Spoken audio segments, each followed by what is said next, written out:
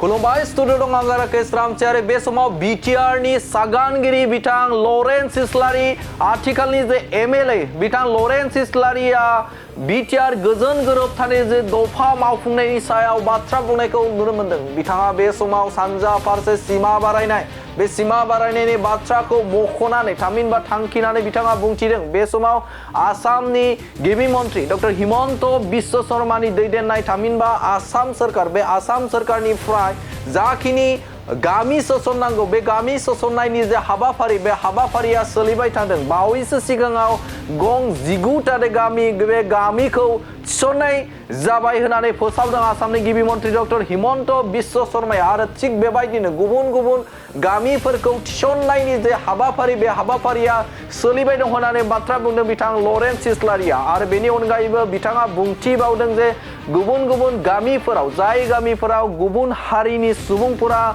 इसे दंबावो बा गोबां दङ होननानै अजद दैखांदोंमोन बे अजद दैखांनाय गामिफोरखौबो नायफामफिननाय हाबाफारिया बे समाव सोलिबाय थादों होननानै बाथ्रा बुंदों बिथां लरेन्स इस्लारिया। आरो बेनि अनगायैबो बिथाङा बुंथिदों जे गुबुन गुबुन जायगायाव फसंथानफोर गायसननाय बे गायसननायफोराव एसे लेट जादों होननानै बुंदों बा सम लादों होननानै बाथ्रा बुंदों। सम सम बैफोर जायगाफोराव नांगौ बायदि हानि जे बिबां बे बिबांखौ दिन्थिनानै बा बिटिआर ओनसोलाव गैया जायनि थाखायनो बैफोर हाफोरखौ नायबिजिरनायाव आरो नायगिरनायाव एसे सम लादों होननानै बाथ्रा बुंदों बिथां बिटिआरनि सागानगिरि आरो आथिखालनि एमएलए बिथां लरेन्स इस्लारिया।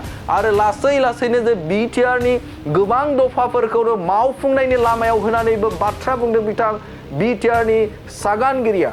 आरो बेनि अनगायैबो बिटिआर ओनसोलाव माखासे माने जे फसंथानफोर दं बे फसंथानफोराबो थाबैनो गायसन जानायनि लामायाव होनानै बाथ्रा बुंथिनायखौ नुनो मोनो। बे समाव लरेन्स इस्लारिया बाथ्रा बुंनायखौ नोंथांमोननि गेजेराव बड'लेण्ड बुब्लिनि गेजेरजों होबाय। गोजोन्थों। नंगौ नोंथाङा जे बाथ्राखौ सोंदों एकर्ड मोनसे जायोब्ला बे एकर्डनि दफाफोरखौ मावफुंनो माखासे सम नांगौ आरो बेबायदिनो जोंनि एकर्डआबो सम लागासिनो दङ। दिनै नोंथाङा नुबाय जे दाख्लै बावैसो आरोबाव आसामनि केबिनेटआ माखासे गामिखौ एप्रुभ खालामना होबावबाय। थ' बेबायदिजों गामि हाबनाया जागासिनो दङ। गहपुराव जोंहा कमप्लिट गामिया हाबबाय।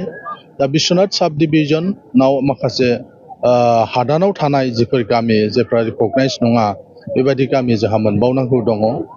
आरो सनितपुर जिल्लायाव जोंहा बेबायदि माखासे गामि दंबावो। दा फरेस्ट एरियानि जे गामिफोर जेया माने एफआरसिनि गेजेरजों दायो हानि पाट्टा मोननायनि थाखाय खामानि मावजागासिनो दङ बेयाव आरो एसे सम लाबावगोन। नाथाय बे हाबाफारिया कन्टिनिउवास मोनसे प्रसेस बेयो जागासिनो दङ। जिहेतु बाहाय मोनसे कमिसन दानानै होनाय जादोंमोन बे कमिसनाबो बेफोर गासैखौबो नायगासिनो दङ। बाहाबा सोरबाया बुंदों एसे अबजेक्सन होदों नै बाहाय बर' मानसि गैया बेखौ सोनो मोना। दा बेबायदि एफा एनै अजद होलायलायनायफ्रा जादों जायनि थाखाय माखासे गामि खौ आरोबाव खनसे नायफामफिननो थाखाय सरकारा थांखि लादों। आरो बेबायदि गुबुन माखासे दंबावो क्लज जेरै नोंथांमोननि बे बासबारियाव जोंनि बिटिआर एकर्डआव मोनसे पलिटेकनिक मोनसे फसंथान दङमोन। जोंहा बेखौ हा सायख'नायाव गोबां एसे लेट जादों जायनि थाखाय डिपिआर जों साबमिट खालामनो हायाखै।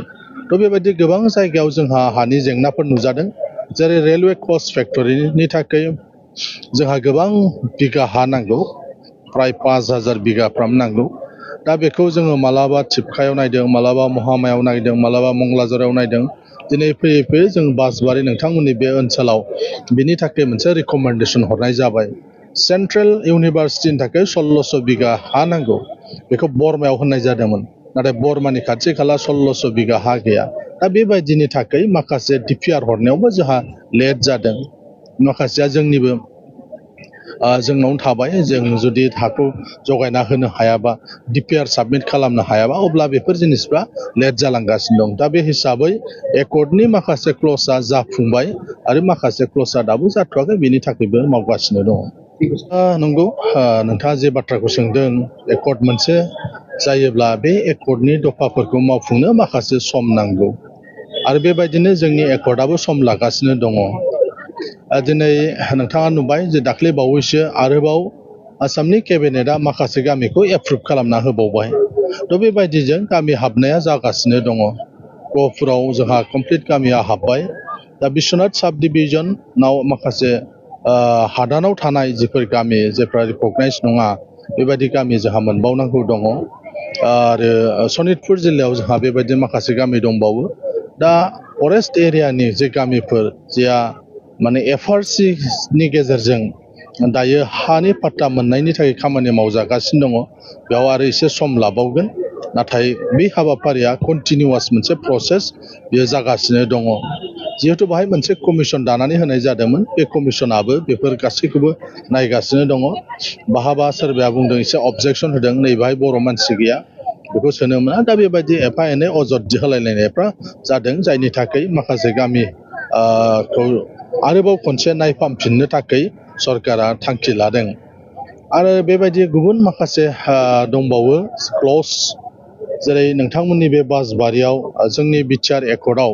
मोनसे पलिटेकनिक मोनसे फसंथान दङमोन जोंहा बेखौ हा सायख'नायाव गोबां एसे लेट जादों जायनि थाखाय डिपिआर जों साबमिट खालामनो हायाखै थ' बेबायदि गोबां जायगायाव जोंहा हानि जेंनाफोर नुजादों जेरै रेलवे कच फेक्टरिनि थाखाय जोंहा गोबां बिगा हा नांगौ प्राय 5000 बिगाफ्राम नांगौ दा बेखौ जोङो मालाबा थिपकायाव नायदों मालाबा महामायाव नायदों मालाबा मंगलाजराव नायदों दिनै फैयै फैयै जों बासबारि नोंथांमोननि बे ओनसोलाव बिनि थाखाय मोनसे रिकमेन्डेसन हरनाय जाबाय सेन्ट्रेल इउनिभार्सिटिनि थाखाय 1600 बिगा हा नांगौ बेखौ बर्मायाव होननाय जादोंमोन नाथाय बर्मानि खाथि खाला 1600 बिगा हा गैया दा बेबायदिनि थाखाय माखासे डिपिआर हरनायावबो जोंहा लेट जादों माखासेया जोंनिबो जोंनावनो थाबाय जों जुदि हाखौ जगायना होनो हायाबा डिपिआर साबमिट खालामनो हायाबा अब्ला बेफोर जिनिसफ्रा लेट जालांगासिनो दं दा बे हिसाबै एकर्डनि माखासे क्लजआ जाफुंबाय आरो माखासे क्लजआ दाबो जाथ'वाखै बेनि थाखायबो मावगासिनो दङ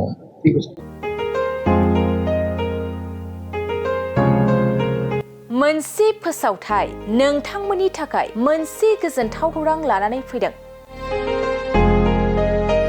अदालगुरि जिल्लानि सिङाव थानाय डिमाकुसि बरंगाजुलिनि पिपल हलियाव लानानै फैदों नोंथांमोननो लेब्रा मुंनि गंसे गोदान रिजर्ट